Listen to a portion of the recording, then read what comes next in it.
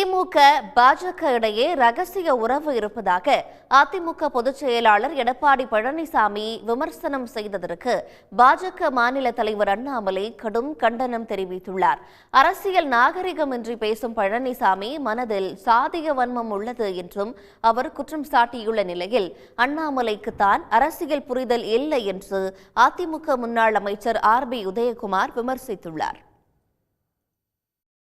பாரதிய ஜனதா கட்சிக்கும் திமுகவும் ரகசிய உறவு இருப்பது என்பது வெட்ட வெளிச்சமாகிவிட்டது. புரட்சித் தலைவர் எம்ஜிஆருடைய நூற்றாண்டு வருகின்ற பொழுது அதை கொண்டாடுகின்ற விதமாக நாங்களும் 100 ரூபா நாணயம் வெளியிட்டோம்.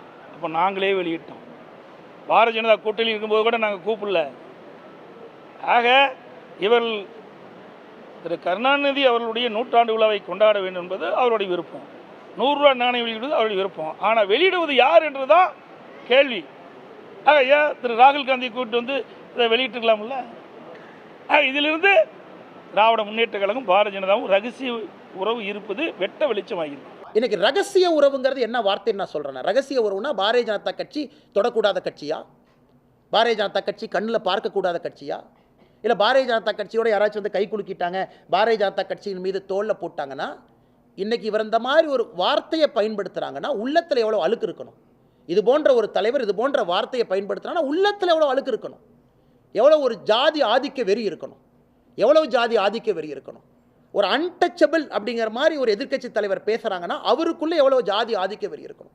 இவங்கெல்லாம் வந்து எதிர்க்கட்சி தலைவராக இருக்கிறதுக்கு ஃபிட்டா? இவங்கெல்லாம் முன்னாள் முதலமைச்சர் என்கின்ற பொறுப்புக்கு இவர்களுக்கு அழகா? எம்ஜிஆர் அவர்கள் நாணயத்தை நாங்களே வெளியிட்டுக்கிட்டோம், அது சந்தோஷப்படுறதா? நான் துக்கப்படுறேன். எம்ஜிஆர் அவருடைய நாணயத்தை குடியரசுத் தலைவர் வந்து வெளியிட்டிருக்கணும், பிரதமர் அவர்கள் வாங்கியிருக்கணும், அல்லது இது போன்ற மூத்த அமைச்சர் ராஜ்நாத் சிங்ஜி மாதிரி கேபினெட்டில் மூத்த அமைச்சர் வந்து வெளியிட்டிருக்கணும். என்ன பட்டி தொட்டி எல்லாம் எம்ஜிஆர் ஐயாவுடைய புகழ் போவதற்கு ஒரு வாய்ப்பா? நாகாலாந்து, சிக்கிம், கேங்டாக், இந்தியாவில் இருக்கக்கூடிய குக்கிராமம், லடாக்கில் இருக்கக்கூடிய கிராமத்துக்கு எம்ஜிஆர் ஐயாவுடைய புகழை கொண்டு போய் சேர்ப்பது எடப்பாடி பழனிசாமி அவருடைய கடமையா? இல்லை நாங்கள் காயினை ரிலீஸ் பண்ணி நானே வெளியிட்டுக்கிட்டேன், எனக்கு சந்தோஷம், எம்ஜிஆர் ஐயாவுடைய புகழை கும்முடி பூண்டிக்குள்ளே அடைச்சி வச்சுக்கிட்டேன்னு ஆதங்கப்படுவது எம்ஜிஆர் ஐயாவுக்கு செய்யக்கூடிய மரியாதையா? கருணாநிதி நினைவிடத்தில் போய் கூப்பிட்டுக்கிட்டு இருக்கிறாரு. அப்போ அதை தமிழ்நாட்டு மக்கள் எப்படி பார்ப்பாங்கன்னு எதிர்கட்சி தலைவர் கேட்குறது குற்றமுள்ள நெஞ்சு குறு கொடுக்குறது. அவருடைய வார்த்தைகளுக்கு வந்து இன்னும் கொஞ்சம் அனுபவம் அவருக்கு தேவைப்படுது. ஏன்னா தமிழ்நாட்டினுடைய நிலவரம் தெரியல, தமிழ்நாட்டினுடைய கலவரமும் அவருக்கு தெரியல. அதனால் அண்ணாமலையுடைய வந்து வார்த்தைகள் வந்து வெளிப்படுவது வந்து அவருடைய அனுபவ குறைவை காட்டுகிறது, அவருடைய அரசியல் அனுபவம் இன்மையை காட்டுகிறது, தமிழ்நாட்டினுடைய அரசியல் புரிதலை காட்டுகிறது.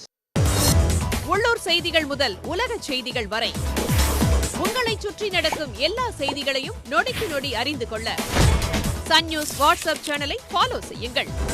QR கோடை ஸ்கேன் செய்து சன் நியூஸோடு இணைந்திருங்கள்.